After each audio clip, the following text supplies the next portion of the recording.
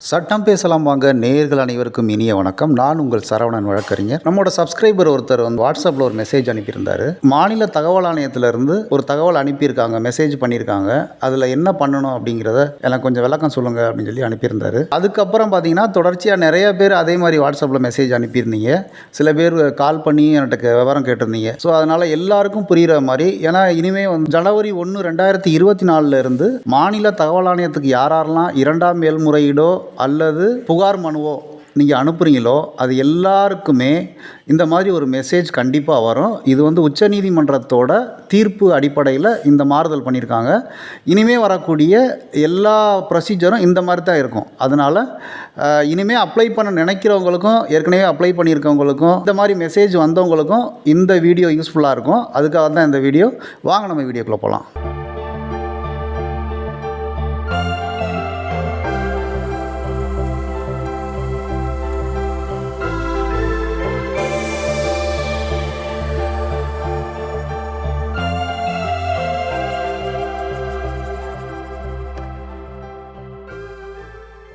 உங்களுக்கு வந்த மெசேஜில் முதல்ல அந்த கேஸ் நம்பர் இருக்கும். அதாவது SA பார் அப்படின்னு போட்டு உங்களோட கேஸ் நம்பர் பார் போட்டு அது எந்த வருஷத்தில் நீங்கள் அப்ளை பண்ணீங்களோ அது பின்னாடி இருக்கும். 2023, 2022, 2021 அப்படின்னு இருக்கும்.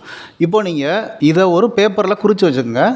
அதை குறித்து வச்சதுக்கப்புறம் www.tnsic.gov.in அப்படின்னு ஒரு லிங்க் இருக்குது பாருங்கள். அந்த லிங்க்கை டச் பண்ணுங்கள். அந்த லிங்கை கிளிக் பண்ணீங்க அப்படின்னு சொன்னால் தமிழ்நாடு மாநில தகவல் ஆணையத்தோட வெப்பேஜுக்கு போகும். அந்த வெப்பேஜில் என்ன போட்டிருப்பாங்க அப்படின்னு சொன்னால், மாண்பமை உச்ச நீதிமன்றத்தின் உத்தரவின்படி அப்படின்னு போட்டிருப்பாங்க. இனிமே அதாவது இந்த 2024 1வது மாதத்துலேருந்தே இது அமலுக்கு வந்துருச்சு. இனிமேல் நமக்கு இந்த மாதிரி மெசேஜ் வரும்.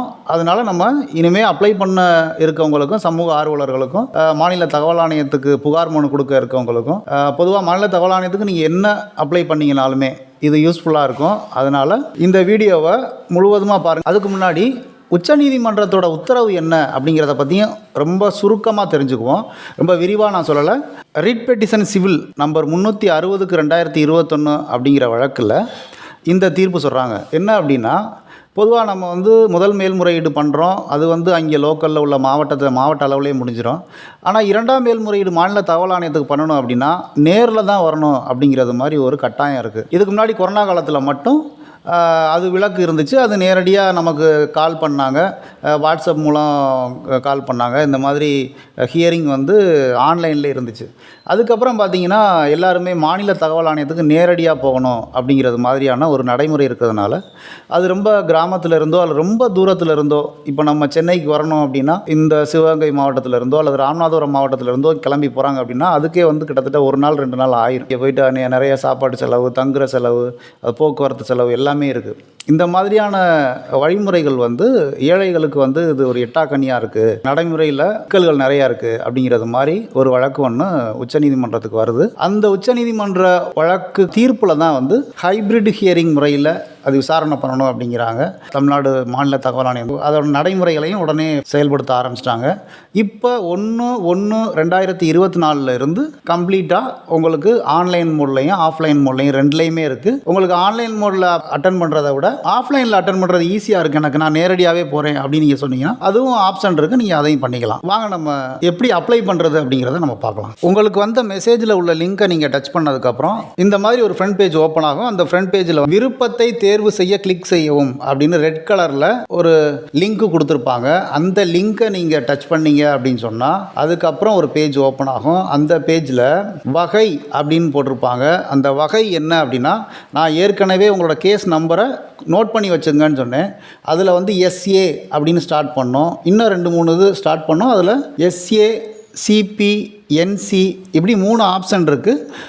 நமக்கு SA அப்படின்னு வந்துச்சுன்னா SAன்னு கொடுக்கணும். அதாவது முதல் 2 எழுத்து என்னங்கிறத கரெக்டாக அதில் பார்த்து இதில் போடணும். அதுக்கப்புறம் வழக்கு எண்ணுன்னு இருக்கும். வழக்கு எண்ணுன்னு இருக்குது. அதுக்கு அடுத்த நம்பரை அப்படியே அப்ளை பண்ணிட வேண்டியதான். அதுக்கப்புறம் ஆண்டுன்னு இருக்கும். அது எந்த ஆண்டோ அந்த கிராஸில் வரும். ஒரு பார் போட்டு ஆண்டு போட்டிருப்பாங்க. அது என்ன ஆண்டோ அதை போட்டுட்டு காண்க அப்படின்னு போட்டிருப்பாங்க. அதை நீங்கள் கிளிக் பண்ணிங்கன்னா டேரெக்டாக உங்களுக்கு அடுத்த பேஜ் ஓப்பன் ஆகும். இப்போ இந்த பேஜில் மனுதாரர் விவரங்கள் அப்படின்னு போட்டு நீங்கள் ஏற்கனவே அப்ளை பண்ணது, நீங்கள் ஏற்கனவே கொடுத்தது எல்லாத்தையும் இதில் ஏற்றி வச்சுருப்பாங்க. இது கரெக்டாக இருக்கா என்னங்கிறத செக் பண்ணிக்கிங்க. அதுக்கப்புறம் வந்து கீழே வழக்கு விசாரணை முறை அப்படிங்கிறதுக்கு நேராக தேர்ந்தெடு அப்படின்னு இருக்கும். அதில் நேரடி விசாரணை வீடியோ கான்ஃபரன்சிங் அப்படின்னு இருக்கும். நீங்கள் ஆன்லைன்லேயே நான் வந்து என்னால் அலைய முடியாது, என்னால் அவ்வளோ தூரம் போக முடியாது, ஆன்லைன்லேயே நான் அட்டன் பண்ணுறேன் அப்படின்னு நீங்கள் நினச்சா வீடியோ கான்ஃபரன்சிங் அப்படிங்கிறத கிளிக் பண்ணுங்கள். இல்லை நான் நேரடியாக போகிறேன் அப்படின்னா நீங்கள் நேரடி விசாரணையை கிளிக் பண்ணுங்கள். அவ்வளோதான்.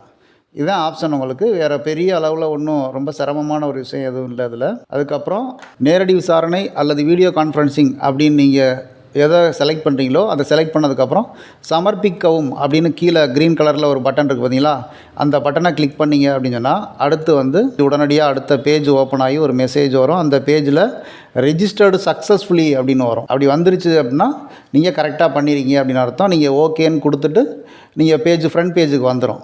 இப்போ ஃப்ரண்ட் பேஜுக்கு வந்ததுக்கப்புறம் திரும்ப அதை மாற்ற முடியுமா அப்படின்னா கண்டிப்பாக முடியாது. அப்படி நீங்கள் திரும்ப அதை நம்பரை போட்டு பார்த்தீங்க அப்படின்னு சொன்னால் ஏற்கனவே இது வந்து பதிவு செய்யப்பட்டுள்ளது அப்படின்னு சொல்லி வந்துடும். அதையும் நான் இப்போ காட்டுறேன் உங்களுக்கு. இந்த வழக்கு எண்ணுக்கு ஏற்கனவே விருப்பம் பதிவு செய்யப்பட்டுள்ளது அப்படின்னு வந்திருக்கா, இந்த மாதிரி வந்துடும். அதனால் நீங்கள் நேரடி விசாரணையா ஆன்லைனா அப்படிங்கிறத யோசித்து ஒரு முடிவுக்கு வந்ததுக்கப்புறம் நீங்கள் அதை அப்ளை பண்ணுங்கள். ஒன்ஸ் அப்ளை பண்ணிட்டீங்க அப்படின்னா திரும்ப அதை நம்ம ஆல்ட்ரு பண்ண முடியாது. அதனால் பார்த்து நீங்கள் அப்ளை பண்ணிக்கோங்க. இவ்வளோதான். ரொம்ப சுருக்கமான ஒரு அப்ளை பண்ணுறது. அதனால் அந்த மெசேஜை பார்த்து ரொம்ப பயப்பட வேணாம்.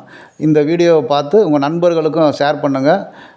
இனிமே வரக்கூடிய நடைமுறை இது அப்படிங்கிறதுனால பொதுவாக உங்களோட வாட்ஸ்அப் குழுக்கள்லையும் இதை ஷேர் பண்ணுங்கள். நன்றி நண்பர்களே.